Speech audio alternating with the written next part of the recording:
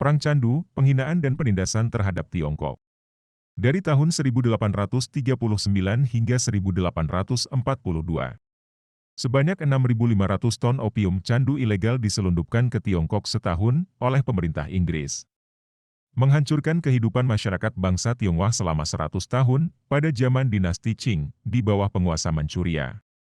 Pada tahun 1792, kerajaan Inggris baru saja keluar dari perang yang tidak hanya menghabiskan banyak perbendaharaan nasionalnya, tetapi juga kehilangan salah satu koloni luar negeri yang paling menguntungkan, yaitu Amerika Utara.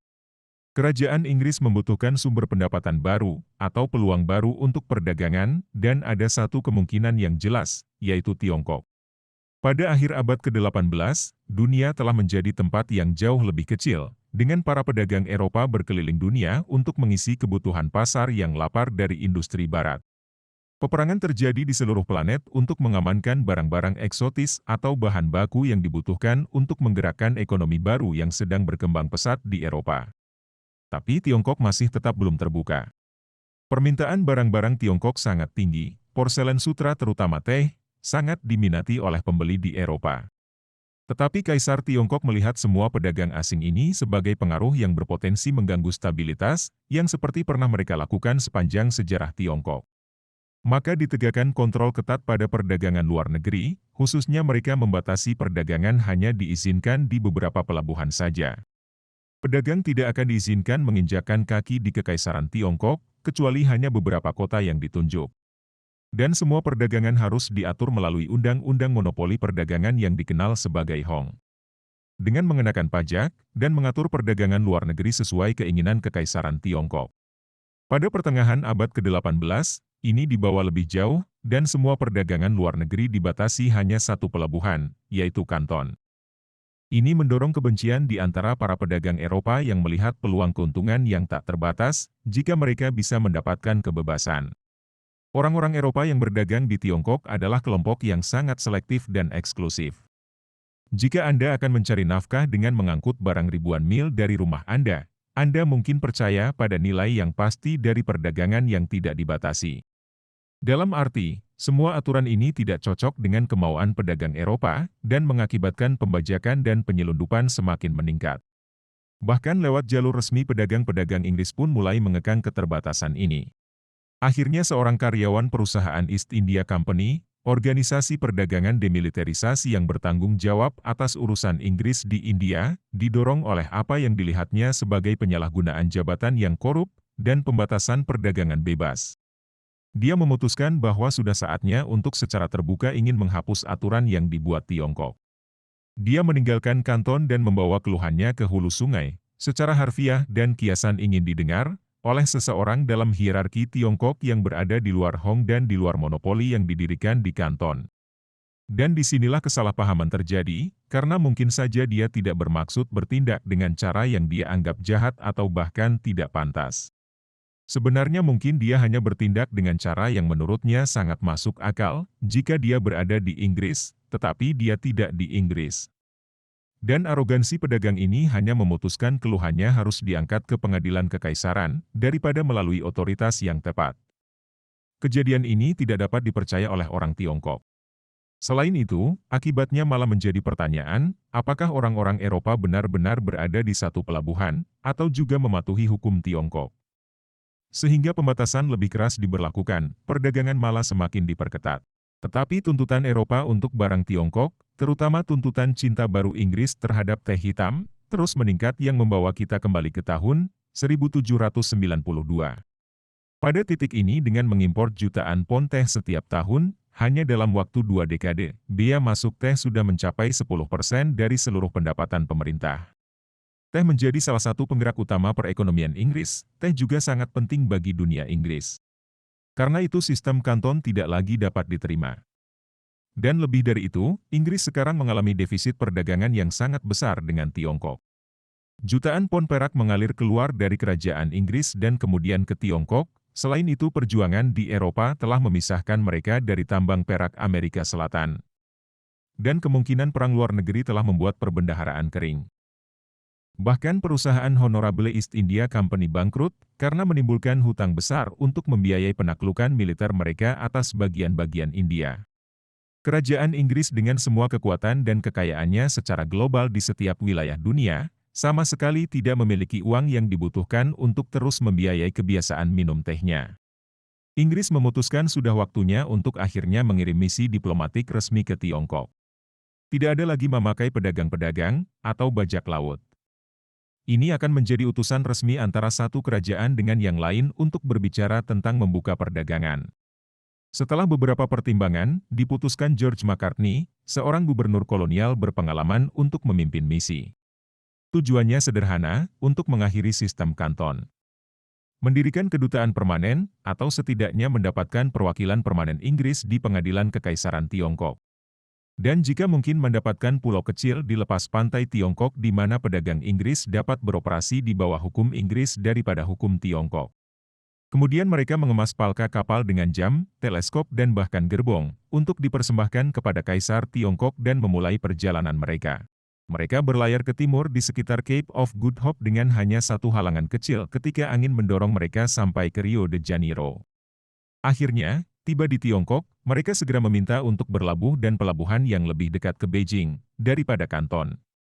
Ini dianggap saran yang buruk oleh orang Tiongkok, tetapi perwakilan dari East India Company menjelaskan bahwa mereka memiliki hadiah mahal untuk kaisar di kapal, dan tidak ingin hancur dalam perjalanan darat yang panjang, jadi orang Tiongkok setuju.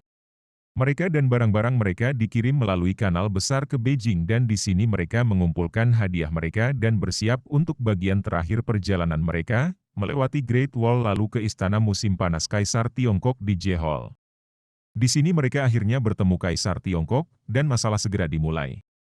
Karena di hadapan Kaisar, diharapkan semua orang bersujud atau berlutut dan membungkuk begitu rendah, hingga kepala mereka menyentuh lantai atau disebut kautau.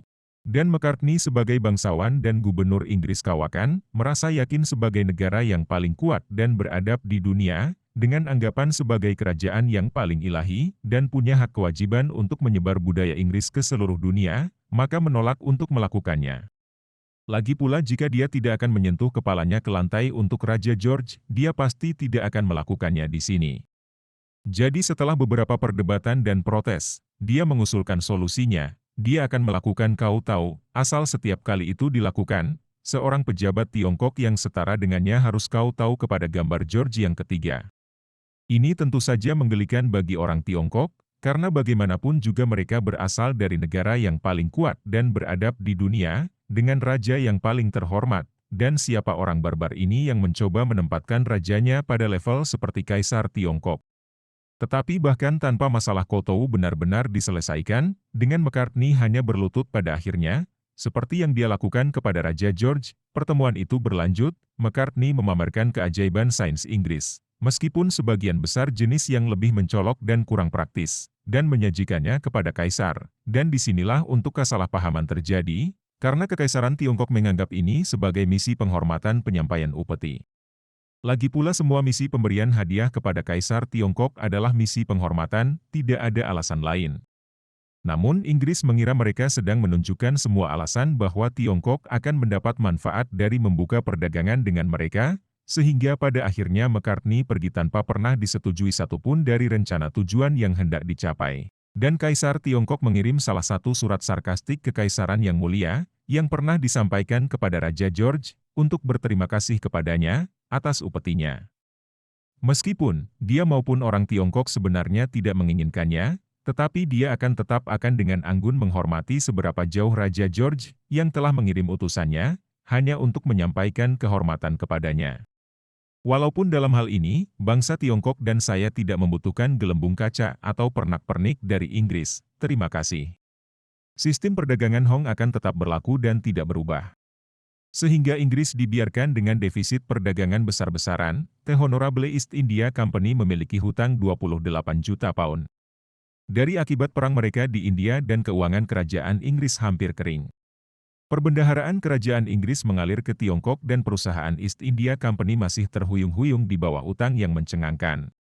Masih banyak hutang pemerintah untuk aksi militer di India. Sesuatu perlu dilakukan, mereka perlu menemukan barang yegi cocok yang bisa diolah selain perak yang ingin diimpor oleh Tiongkok, untuk mengimbangi biaya besar kebutuhan teh di zaman Victoria. Dan akhirnya jawaban yang mereka temukan adalah opium atau candu. Pada awal 1800, penjualan teh di Inggris sangat tinggi, mengingat jumlah yang mereka impor. Rata-rata rumah tangga Inggris menghabiskan sekitar 5% dari pendapatannya hanya untuk teh. Pemerintah sendiri pada dasarnya mengandalkan perdagangan teh. Karena pemerintah telah meminjamkan begitu banyak uang kepada The Honorable East India Company untuk menaklukkan bagian-bagian India, dan sebagian besar pendapatan The Honorable East India Company dari pengangkutan teh dari Tiongkok. Ini membuat negara bahkan lebih bergantung pada perdagangan teh, karena pendapatan itu digunakan tidak hanya untuk membayar hutang perusahaan, tetapi juga untuk membayar bunganya. Ketika keinginan teh semakin membengkak di Inggris, The Honorable East India Company juga mulai menyadari bahwa perjuangan mereka di India tidak mewujudkan hasil seperti yang mereka harapkan. Rencana mereka untuk menanam kapas di India juga gagal, karena produksi kapas di Amerika dan khususnya di Mesir sedang meningkat. Ternyata sesuatu yang lain tumbuh dengan subur di semua tanah yang mereka gunakan untuk menanam kapas, yaitu bunga popi. Jadi, The Honorable East India Company menemukan solusi. Mereka akan menanam bunga popi di India, mengubahnya menjadi opium candu, menjualnya dengan keuntungan di Tiongkok, menggunakan keuntungannya untuk membeli teh di Tiongkok, dan kemudian menjualnya dengan keuntungan di Inggris. Hanya ada beberapa masalah dengan rencana ini, selain fakta bahwa itu berarti mendorong narkoba terlarang dalam skala yang tidak pernah terdengar. Ada juga masalah bahwa opium candu secara teknis dilarang di Tiongkok dan The Honorable East India Company tentu saja perusahaan India Timur yang terhormat, tidak akan pernah melakukan sesuatu yang ilegal. Tetapi mereka tidak ingin mengambil risiko diusir dari Cina atau diputuskan dari pasokan tehnya. Jadi mereka mendirikan pasar di daerah Kalkuta, pada dasarnya di bagian India yang paling dekat dengan Cina yang mereka kuasai. Dan mereka hanya berkata, siapapun yang ingin membeli opium candu, kami jual di sini, tidak peduli apa yang ingin Anda lakukan dengannya. Tapi, terserah kalian, itu bukan urusan kami. Dan kemudian mereka akan membiarkan penyelundup menanganinya dari sana. Setelah itu timbul banyak karakter cerdik yang menjual narkoba di Tiongkok.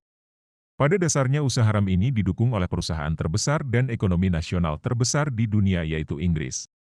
Dan karena opium India ternyata lebih kuat daripada yang ditanam di dalam negeri, semua orang menginginkannya sehingga penjualan opium meroket.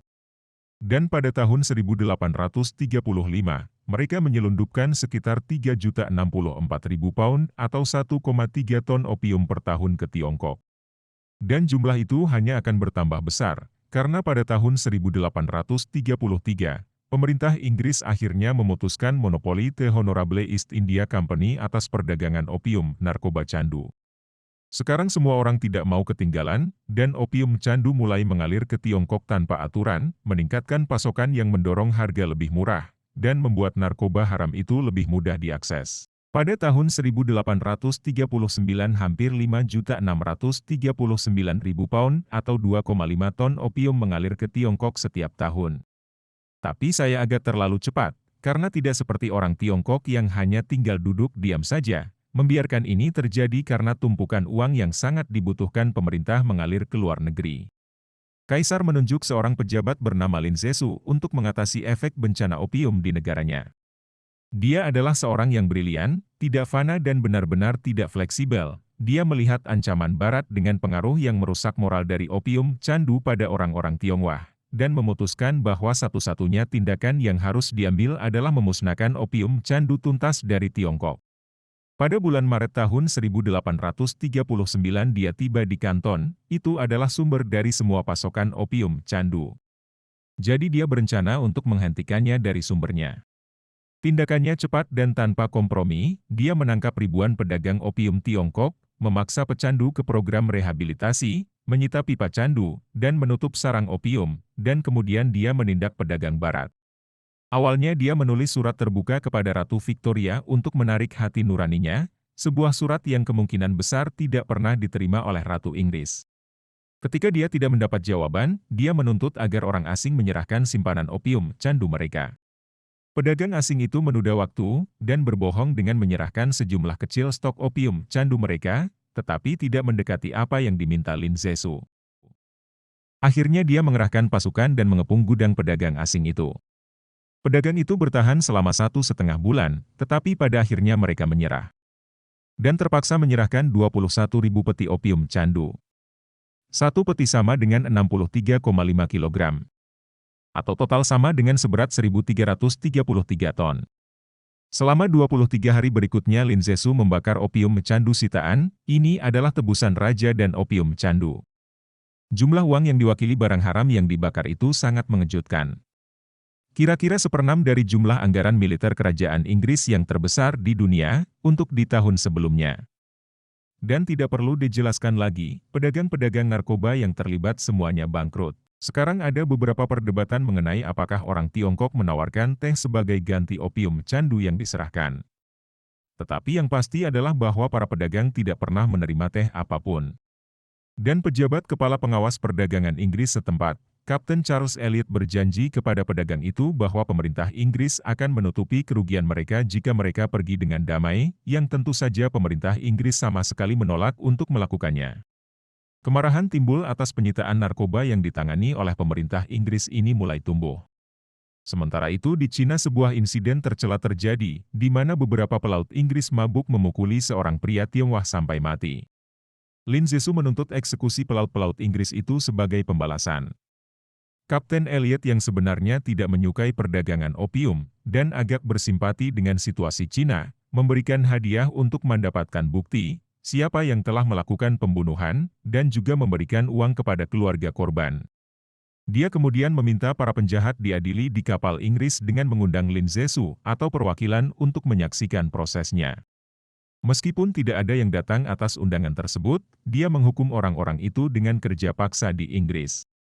Tetapi ini tidak akan memuaskan Lin Zexu, karena inti dari semua tujuan ini adalah untuk menunjukkan bahwa orang asing tidak bisa sewenang-wenang melanggar hukum Tiongkok di tanah Tiongkok. Sebagai tanggapan dia menghentikan semua makanan yang dipasok ke Inggris dan memasang tanda yang memberitahu bahwa sumber air yang berbusa telah diracuni. Selanjutnya dia memerintahkan orang Portugis untuk mengusir semua orang Inggris dari Makau. Dia hendak melihat orang Inggris yang sial ini dan narkobanya keluar dari Tiongkok untuk selamanya. Terpaksa Inggris mundur ke Pulau Tandus di lepas pantai, Pulau Tandus tersebut yang akhirnya dikenal sebagai Hong Kong. Krisis makanan mereka terus berlangsung. Kapten Elliot mengirim permintaan agar penjualan makanan dilanjutkan, tanggapan Tiongkok tertunda. Jadi akhirnya dia mengirim anak buahnya ke pantai untuk membeli makanan, tetapi ketika mereka kembali, perbekalan ini disita oleh pejabat Tiongkok. Segera terjadi baku tembak antara blokade di kapal Jung Tiongkok dan kapal-kapal Inggris dan dengan demikian memulai perang opium candu pertama. Senjata telah ditembakkan, nyawa telah hilang, tetapi perang skala penuh belum pasti. Inggris membuat blokade, pihak Tiongkok menawarkan untuk membiarkan Kapten Inggris bisa berlabuh, selama mereka menandatangani pernyataan, mengatakan bahwa mereka tidak akan pernah menjual opium candu di Tiongkok, dan bersedia tunduk pada hukum Tiongkok. Inggris sudah mengeluarkan perintah, tidak ada kapal Inggris yang boleh berdagang dengan Tiongkok. Ketegangan sangat tinggi, sesuatu pasti akan terjadi. Pada tanggal 3 November 1839, sebuah kapal Inggris dengan nama Royal Saxon mendekati Kanton. Mereka diberi isyarat oleh kapal Inggris untuk berhenti dan berbalik, tetapi malah kabur. Salah satu kapal Inggris dari blokade melepaskan tembakan peringatan melewati Val Royal Saxon, tembakan meriam terdengar dari pantai. Stasiun Laksamana Tiongkok di Kanton membuat keputusan bahwa mereka akan mengirim armadanya untuk melindungi kapal Royal Saxon, dan sejumlah kecil bongkahan dan kapal api mulai mengalir keluar dari pelabuhan Kanton. Situasi membingungkan komandan kapal, yang awalnya menembak, meminta izin untuk terlibat. Kapten Elliot, pengawas perdagangan Inggris dan orang yang pernah meyakinkan para pedagang Inggris untuk menyerahkan opium candu, awalnya ragu-ragu. Tetapi kapal-kapal Tiongkok berdatangan dengan keras, permintaan lain untuk terlibat dibuat lagi, karena kapal-kapal Tiongkok dengan bendera merah, warna perang. Kehormatan bangsanya dan benderanya tidak akan membiarkan Elliot mundur dengan intimidasi seperti itu. Perintah diberikan, dan orang-orang terlibat, suara ledakan terdengar di permukaan air. Meriam Inggris merobek salah satu rakit api, ada ledakan dahsyat dan sebuah api besar dari salah satu tempat simpanan mesiu YG tertembak. Yang tersisa hanyalah papan-papan yang terbakar hanyut terbawa oleh ombak. Kapal itu memutar untuk memembakkan meriam dari sisi lain, tetapi Jung Tiongkok mulai mundur. Hanya tinggal Laksamana kapal Tiongkok utama masih berdiri tegak dengan menantang untuk membalas tembakan, tetapi itu sia-sia, mereka sudah kalah dan rusak. Melihat Laksamana berdiri sendirian, Elliot menyuruh kapten untuk menghentikan tembakan. Poin telah dibuat, tidak perlu ada pembantaian yang sia-sia. Setelah melihat berhentinya tembakan, kapal induk Tiongkok itu berbalik dan kembali ke pelabuhan. Pertempuran nyata pertama dari Perang Opium Candu telah terjadi di masa lalu dengan Inggris membombardir pasukan Tiongkok yang sebenarnya membela kapal Inggris yang awalnya mereka sendiri yang menembaki. Untuk beberapa saat setelah itu situasi mulai tenang. Sebagian orang di Tiongkok bahkan berpikir bahwa Inggris terlalu jauh untuk secara serius melakukan perang. Tetapi sebenarnya Inggris sedang mengumpulkan kekuatan mereka. Marinir dan tentara dari India jajahan Inggris dipindahkan dan diangkut ke Tiongkok. Kapal-kapal terbaru dikirim dari Pangkalan Angkatan Laut Inggris untuk bertugas dalam pertempuran. Banyak dari Angkatan Laut Inggris melihat ini sebagai kesempatan yang sangat baik untuk menguji kapal layar uap dari besi yang baru saja meluncur di lapangan perang. Ketika pasukan tiba, Inggris turun di Pulau Tutson, pejabat Tiongkok dan Inggris bertemu. Sekali di kapal bendera Tiongkok, dan sekali di kapal bendera Inggris. Setiap kali Inggris membuat tuntutan mereka dengan jelas, serahkan pulau itu, dan tidak ada yang akan dirugikan. Dan setiap kali orang Tiongkok menjawab dengan bingung, para pejabat Tiongkok memberitahu Inggris. Kami tidak pernah menyakiti kalian. Kalian tidak pantas untuk menghukum kami atas tindakan orang-orang di Kanton. Mereka menyuruh Inggris untuk berpaling, tetapi Inggris memiliki tugas mereka, dan juga seperti yang dijelaskan oleh pejabat Tiongkok dalam perjalanan keluar, mereka juga melakukan tugasnya. Keesokan paginya pemboman segera dimulai, pasukan Tiongkok mundur di balik tembok kota mereka. Dan marinir Inggris mendarat tanpa perlawanan, mereka menyiapkan senjata mereka, dan kemudian bermalam untuk beristirahat. Pada hari berikutnya mereka menemukan kota hampir sepi, Tushan yang dikuasai dengan sedikit kehilangan nyawa, dan Inggris memiliki titik lompatan untuk operasi mereka, jika mereka memutuskan untuk menyerbu Shanghai. Pada titik ini Kaisar telah memberhentikan Lin Zexu seorang menteri yang saleh yang telah dibanggakan beberapa saat sebelumnya, dan menggantikannya dengan pejabat bernama Tishan, yang diberi kuasa untuk melayani Inggris, dan Elliot mulai membahas penyelesaian. Mereka menawar reparasi untuk opium candu yang dimusnahkan Tiongkok, ganti rugi. Dan akhirnya mencapai angka 6 juta pound. Tapi Elliot masih ingin mendapatkan wilayah untuk kerajaan Inggris yang bisa mereka gunakan untuk pelabuhan. Dia mensarankan untuk kembali kepada seseorang, untuk menukar beberapa pulau lain, tetapi Tishan tidak akan memberikan sebagian dari kedaulatan Tiongkok, dan pembicaraan terhenti. Kemudian ketika tahun baru berlalu, setidaknya untuk Inggris. Seorang penyelundup opium candu di Kanton datang kembali dengan desas-desus bahwa Kaisar bermaksud untuk melanjutkan perang, dan menyerang Inggris. Elliot memutuskan untuk melakukan persiapan, meskipun kebijaksanaan mempercayai rumor yang tidak berdasar yang datang dari penyelundup opium candu yang diragukan. Sesungguhnya tidak mungkin serangan seperti itu benar-benar akan terjadi. Tetapi dengan menggunakan alasan dari informasi itu, Elliot perintahkan kepada pasukan Inggris untuk menembaki benteng Tiongkok di Chuan Pi dekat Canton pada pagi hari, tanggal 7 Januari 1841.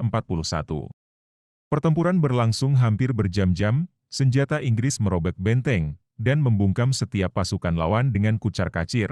Kemudian marinir India dan Inggris mendarat dan dengan cepat mendorong pasukan darat Tiongkok kembali. Tragisnya beredar desas-desus dari orang Tionghoa, bahwa Inggris mengeksekusi setiap tahanan yang mereka tangkap. Dan begitu banyak yang putus asa, berjuang sampai mati. Sampai batalion mereka compang-camping, dan mereka yang mati lebih banyak daripada yang hidup. Pada pukul 11 pagi bendera Inggris berkibar di atas benteng Tiongkok, 600 prajurit Tiongkok tewas, dan 100 ditangkap. Di antara Inggris hanya 30 terluka, dan itu pun bukan dari tembakan musuh, tetapi karena senjata mereka terlalu panas dan meledak. Sementara itu kapal layar dan uap besi Nemesis yang sedang diuji di perairan Tiongkok, menunjukkan kekuatan senjatanya dengan roket, mengusir junjung armada Tiongkok. Masih ada 3 benteng lagi perlu direbut, tetapi keesokan paginya seorang dokter Tiongkok datang membawa bendera putih untuk meminta atas nama Tishan. Meskipun keinginan besar pasukan untuk menyerang sampai ke Kanton, Elliot setuju, karena ngeri melihat pembantaian yang baru saja dia saksikan. Dia menulis kepada salah satu pedagang Inggris yang mendorong perang bahwa dia berharap untuk menyelesaikannya tanpa pertumpahan darah lebih lanjut. Dan itu jika ada konflik lebih lanjut diperlukan, jelas bahwa mereka dapat mengambil apa yang mereka inginkan. Dia setuju untuk segera memenuhi persyaratan yang disepakati. Tiongkok akan membayar ganti rugi 6 juta, Inggris akan membayar 6 juta untuk membeli Pulau Hong Kong, dan akan saling bertukar duta besar. Orang Tiongkok setuju untuk tidak lagi memanggil utusan Inggris dengan istilah Baron Barbar, dan Inggris akan mengembalikan semua benteng dan wilayah yang telah mereka kuasai selama perang. Dan yang paling penting perdagangan kembali dengan cara yang jauh lebih bebas dan terbuka. Jadi semua masalah terpecahkan, orang Tiongkok hanya mendapatkan kesepakatan terbaik, harapan yang masuk akal untuk situasi tersebut, dan Inggris dapat memenuhi misi mereka untuk membuka perdagangan kerajaan yang baru. Walaupun ada sedikit pertumpahan darah, tetapi pada akhirnya, bukankah semua orang pasti senang? Tetapi sayang tidak seperti itu, bos Elliot di Inggris seorang rekan bernama Lord Palmerston yang pasti akan muncul episode berikutnya, dia tidak puas. Karena kerajaan Inggris tidak mendapatkan uang dalam jumlah besar yang dia inginkan, dari ganti rugi untuk opium candu yang dimusnahkan. Mereka tidak dapat mempertahankan wilayah yang mereka taklukkan, dan juga mereka tidak dapat membuka pelabuhan sebanyak yang diinginkan. Dan mungkin yang paling membuat dia marah adalah, karena Elliot yang awalnya tidak nyaman dengan perdagangan narkoba, bahkan tidak meminta agar opium candu dilegalkan di Tiongkok. Akhirnya Elliot dengan eksekusi perangnya yang cepat, dan hampir tanpa darah, diberhentikan. Dan untuk Tishan, seharusnya Kaisar Tiongkok gembira dengan persyaratan-persyaratan baru yang didapatkan, bukan? Maksud saya, walaupun Tiongkok jelas kalah, tetapi pada akhirnya yang didapatkan pihak Inggris, hanyalah batu tandus di tengah lautan. Bukankah ini sudah yang terbaik? Tetapi Kaisar juga tidak begitu senang sebenarnya, dia segera memecat Tishan dan memerintahkan untuk dieksekusi, karena pengkhianatan. Tampaknya Kaisar berpikir mereka bisa mendapatkan kesepakatan yang jauh lebih baik. Tapi jangan khawatir Tishan tidak mati, akhirnya tidak ada pihak yang pernah menandatangani perjanjian ini. Dengan semua suara moderat sudah di luar gambaran, hanya ada dua cara konflik ini sekarang bisa terjadi. Orang Tiongkok dapat mengusir Inggris dari pantai mereka, dan menanam kembali perdagangan dengan dunia luar. Atau Inggris harus membuat kerajaan besar Tiongkok bertekuk lutut, dan memaksa mereka untuk berdagang dengan persyaratan mereka. Maka tidak akan ada resolusi lain. Ketika Kaisar Tiongkok memecat Tishan, dia memanggil 3 orang untuk menggantikannya dan mengambil alih upaya melawan Inggris. Salah satunya adalah keponakannya yang akan menjabat sebagai komandan utama. 2 lainnya adalah pejabat dan tentara. Sebelum mereka pergi, salah satu pejabat merekomendasikan agar mereka menerima perdamaian dan membiarkan Inggris mensibukkan diri dengan perdagangan, sementara mereka memodernisasi dan memperkuat tentara Tiongkok. Tetapi Kaisar Tiongkok tidak akan mendengar hal seperti itu, mereka ingin mengambil kembali apa yang telah hilang. Pasukan Tiongkok sekarang berkumpul di sekitar Kanton, Elliot masih di sana, dia telah berusaha hampir tidak pernah berhasil untuk membatasi opium candu yang mengalir ke pelabuhan yang dikendalikan Inggris sekarang. Dan pejabat yang sama yang telah mencoba berunding dengan Kaisar, sekarang mengulurkan tangan kepadanya dengan harapan bahwa sejumlah besar pasukan Tiongkok baru yang dia bawa, dapat memberi lebih banyak pengaruh di meja perundingan. Dan mungkin mampu membuat Elliot setuju dengan kesepakatan yang lebih baik dari kesepakatan yang sudah pernah ditawarkan. Tetapi ini tidak mungkin terjadi, maka Elliot mulai memusatkan pasukan Inggris. Memberitahu pedagang Inggris dan Amerika di Kanton untuk mundur. Pada tanggal 22 Mei 1841 orang Tiongkok menembaki pabrik-pabrik dan kota-kota Inggris. Di malam hari mereka meluncurkan kapal-kapal api, menyeberangi sungai ke arah pasukan Inggris yang tidak siap. Kapal uap Nemesis menyalakan mesinnya, dan berhasil keluar dari jalur berbahaya. Kapal-kapal api nyaris melewatkan sisa armada dan menabrak dermaga pelabuhan, mengakibatkan terbakarnya kota. Sebuah pertempuran senjata terjadi, tetapi pada waktu fajar, sungai itu sudah berada di tangan Inggris, dan senjata orang Tiongkok dibungkamkan. Sekarang giliran Inggris untuk melakukan serangan ofensif, tetapi serangan itu dihentikan oleh permintaan Tiongkok untuk damai. 2 hari kemudian, salah satu komandan Tiongkok memutuskan untuk membatalkan perdamaian karena sudah nekat. Mereka meluncurkan kapal api manusia untuk mencoba menghancurkan armada Inggris. Tetapi bahkan ini pun tidak berguna bagi mereka. Pada akhirnya pemerintah Tiongkok harus membayar ganti rugi kepada Inggris Knut Sakkanton. Kemudian kerusuhan oleh masyarakat dan penjarahan oleh tentara Inggris dan Tiongkok terjadi, dan tidak adanya penyelesaian sama sekali masalah-masalah perdagangan candu dan Hong Kong. Ini berarti konflik lebih lanjut tidak mungkin dihindarkan. Tetapi ketika Inggris mundur dan berkumpul kembali di Hong Kong, angin topan menghantam kapal kediaman Elliot sampai hancur, membuatnya harus berenang dengan kapal yang mengarah ke Hong Kong. Terlihat balik horizon ada sebuah layar, tetapi bukan kepunyaan Inggris. Itu adalah layar kapal perang Tiongkok. Dia tahu dia harus berenang untuk keselamatannya, Hong Kong tepat di depan mata, yang bisa dia lakukan hanya berusaha untuk berhasil. Lelah dia menyeret dirinya ke pantai, hanya untuk disambut oleh berita bahwa dia benar-benar dipecat. Dia dipecat 4 bulan lalu, saat itu tahun 1841, mendapatkan berita di belahan dunia masih membutuhkan waktu. Dan orang-orang yang menggantikan Elliot jauh lebih tidak terbuka atau berkompromi untuk menemukan kesamaan dengan orang Tiongkok. Mereka datang hanya untuk memperluas jajahan kerajaan Inggris, dengan cara apapun yang diperlukan dilakukan. Perang tidak akan lagi terganggu oleh bendera putih gencatan senjata dan pembicaraan damai. Inggris memulai kampanye mereka di utara dan timur, merebut benteng di sepanjang jalan yang dilalui. Setiap benteng yang dikuasai bukan hanya simbol kemenangan, tetapi juga ancaman bagi Kaisar Tiongkok di Beijing. Tetapi setiap benteng yang runtuh akan menjadi titik lompatan di tangan Inggris, dan semakin dekat dengan ibu kota Tiongkok. Kali ini tidak akan ada lagi tanah yang dikembalikan, tidak akan ada wilayah yang dikembalikan, kecuali semua tuntutan Inggris dipenuhi. Pulau-pulau dan benteng yang direbut Inggris ini akan disandera, bukan untuk dilepaskan sebagai tanda itikat baik, atau sebagai bagian dari kesepakatan untuk mencapai perdamaian. Tapi hanya sebagai ganti uang tebusan yang diminta pemerintah di Inggris. Ketika mereka mengambil benteng-benteng ini, Inggris menemukan hal yang aneh. Di mana-mana, mereka pergi, di samping meriam di menara penjaga, mereka menemukan pipa opium candu.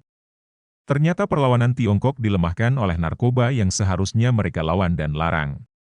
Dari perwira sampai ke tamtama banyak tentara kecanduan narkoba opium candu. Pasukan Inggris di sisi lain adalah perpaduan kedisiplinan dan keteguhan.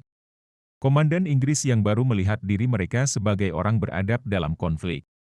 Dan melarang penjarahan musuh dalam kematian, dan bahkan mencegah tentara mereka memotong kuncir rambut tahanan sebagai piala. Tetapi ketika salah satu tentara mereka diculik dan dipukuli dalam misi logistik, mereka tidak bermasalah untuk membakar beberapa desa terdekat, sebagai pembalasan. Seolah-olah mereka bisa mengajar penduduk melalui hukuman. Saat musim dingin tahun 1841 hingga 1842 memasuki musim semi, serangan Tiongkok menjadi semakin ganas, pembalasan pun menjadi semakin brutal, tetapi mereka tetap meneruskan penyerangan. Pada pertengahan Juni Shanghai diambil, dan kemudian pada bulan Juli, Xinjiang. Di mana dapat disaksikan komandan suku Manchuria, menyalahkan penduduk suku asli Tionghoa, ini menggambarkan perpecahan budaya dan ras di Tiongkok, selama 60 tahun ke depan. Setelah mengamankan Xinjiang, Inggris akhirnya pindah ke Nanking. Kedua belah pihak tahu ini akan menjadi pertarungan terakhir. Inggris tidak perlu menguasai ibu kota Beijing. Karena Nanking berdiri di pintu masuk ke Sungai Yangtze, yang merupakan jantung dari Tiongkok. Nanjing merupakan jalan tol di mana semua perdagangan di ibu kota masuk. Jika akses Tiongkok ke Yangtze dapat terputus, ibu kota akan kelaparan, dan sebagian besar kerajaan akan berada dalam kekacauan. Jadi semuanya bermuara di sini, semuanya tergantung pada penaklukan Nanking, sehingga tidak akan ada pertarungan yang besar, tidak akan ada pertempuran terakhir. Karena Kaisar akhirnya mulai menyadari bahwa dia telah terpukul. Jika Nanking jatuh, tidak ada lagi negosiasi, hanya tinggal menyerah. Jadi lebih baik bernegosiasi selagi dia masih ada waktu. Dia mengirim seorang pejabat untuk berbicara dengan Inggris. Pada awalnya pembicaraan tidak berhasil, karena Inggris menuntut agar pejabat tersebut diberi wewenang untuk membuat kesepakatan yang mengikat bagi pemerintahan Kekaisaran Tiongkok.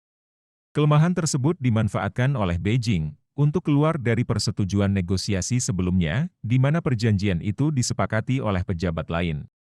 Kesalahpahaman budaya terjadi dan upaya-upaya untuk menundanya selama mungkin oleh pejabat Tiongkok.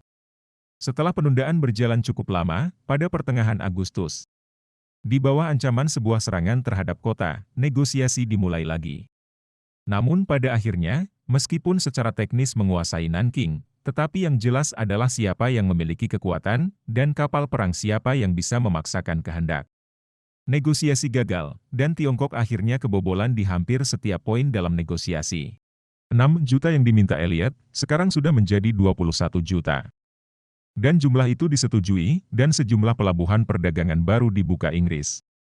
Monopoli lama yang disebut Hong dihapuskan, dan tingkat tarif harus disepakati, tidak lagi dibuat oleh kedaulatan pemerintah Tiongkok. Pulau Hong Kong diduduki oleh Inggris, dan masyarakat harus mengikuti undang-undang di bawah hukum Inggris, sepenuhnya bebas dari yurisdiksi Tiongkok. Dan konsulat Inggris didirikan di semua pelabuhan Inggris yang disepakati.